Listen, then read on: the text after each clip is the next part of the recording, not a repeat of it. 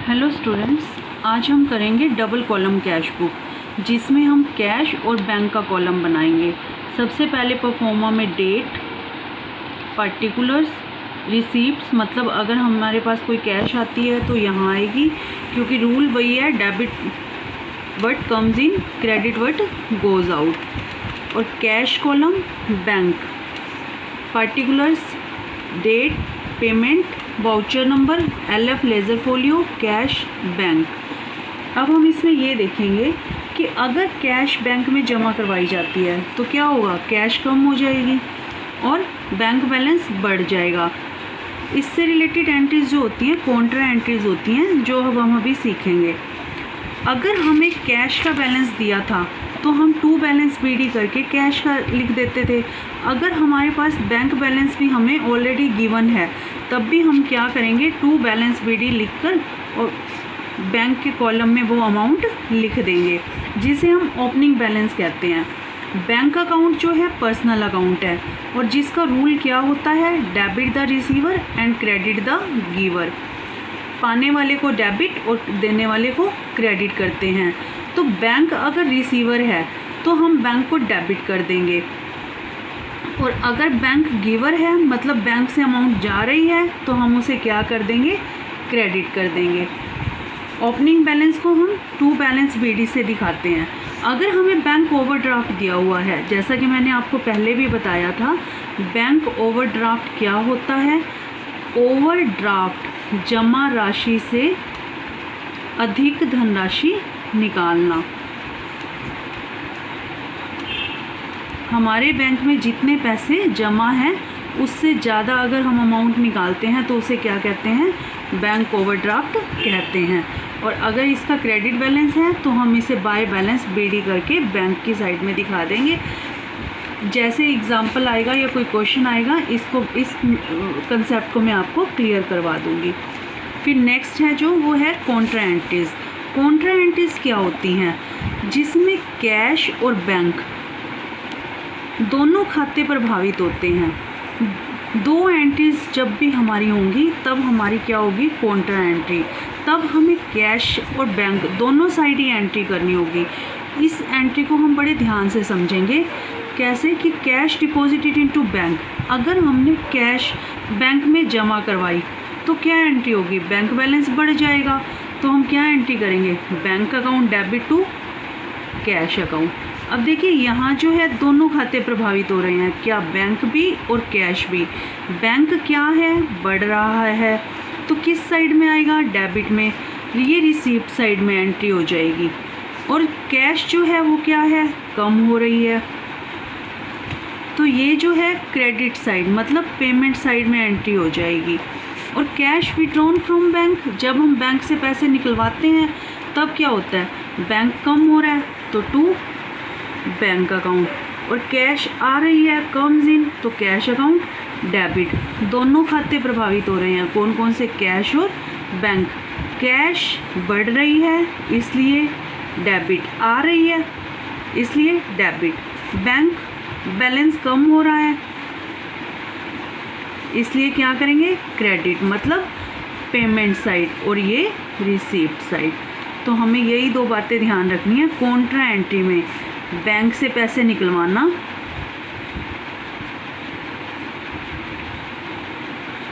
और बैंक में पैसे जमा करवाना। ये दोनों ही एंट्री जो हैं वो क्या है, कॉन्ट्रा।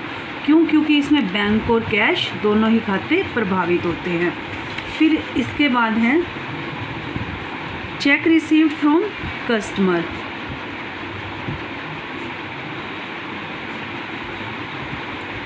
कस्टमर से जो चेक रिसीव्ड होता है हम उसे दो केस में देखेंगे। एक, deposited into the bank same day, कि सेम डे ही बैंक में जमा करवा दिया गया। नेक्स्ट क्या है, check received from customer but not deposited into bank the same day, same day bank में जमा नहीं करवाया। जब सेम डे बैंक में जमा करवाएंगे तो कैश के साथ रिसीप्ट साइड में जो बैंक का कॉलम है हम उसमें डेबिट कर देंगे, वहाँ हम एंट्री कर देंगे। जैसे मान लीजिए मोहन से हमें चेक रिसीव हुआ तो टू मोहन, और मान लो 10,000 रुपये का चेक था और हमने सेम डे जमा करवा दिया तो 10,000 रुपये बैंक के कॉलम में आ जाएंगे। और अगर हम सेम डे जमा नहीं करवाते तब क्या करेंगे, तब हम इसकी एंट्री कैश के कॉलम में कर देंगे और जब हम इसको बैंक में जमा करवाएंगे तब हम इसकी कॉन्ट्रा एंट्री कर देंगे। इसको समझते हैं कैसे। इसी केस को लेते हैं हम। चेक रिसीव्ड फ्रॉम मोहन 10,000 रुपये का हमने कब रिसीव किया, ऑन 15 फेब, पर हमने जो जमा करवाया वो 18 फेब को करवाया। तो अब 15 फेब को हम क्या एंट्री करेंगे, टू मोहन, बैंक के कॉलम में नहीं करेंगे, इसको हम करेंगे कैश के कॉलम में। टू मोहन कैश के कॉलम में 10,000 रुपये। अब जब डेट 18 फेब को जब हम इसको बैंक में जमा करवाएंगे तब हम क्या एंट्री करेंगे, तब हमारे बैंक में जमा हो रहे हैं तो ये बैंक जो है 10,000 रुपये से बढ़ रहा है और टू क्या आ जाएगा, कैश, और LF के कॉलम में C आ जाएगा कॉन्ट्रा। और यहाँ 18 फेब को ये है कैश और ये है बैंक। कैश कम हो रहा है, हमारा पेमेंट हो रही है क्योंकि बैंक में जा रही है, और बाय क्या आ जाएगा,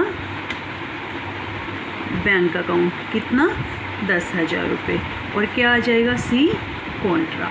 तो अब देखिए यहाँ पर दो खाते प्रभावित हो रहे हैं, क्या, कैश जो है बैंक में जमा करवाई गई तो बैंक बैलेंस बढ़ गया और कैश जो है कम हो गई। ये तो थी हमारी एंट्री। अब नेक्स्ट है पेमेंट बाय चेक।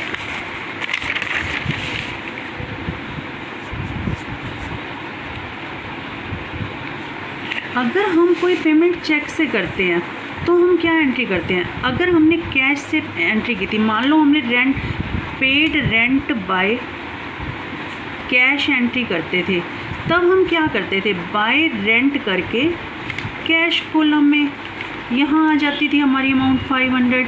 और अगर आ जाए पेड रेंट बाय चेक 1500 रुपये, तब हम क्या करेंगे, बाय रेंट और बैंक के अकाउंट में आ जाएगा कितने, 1500 रुपये। इसी तरह से अगर कोई चेक हमें रिसीव हुआ था वो डिशोनर हो जाता है, डिशोनर ऑफ चेक।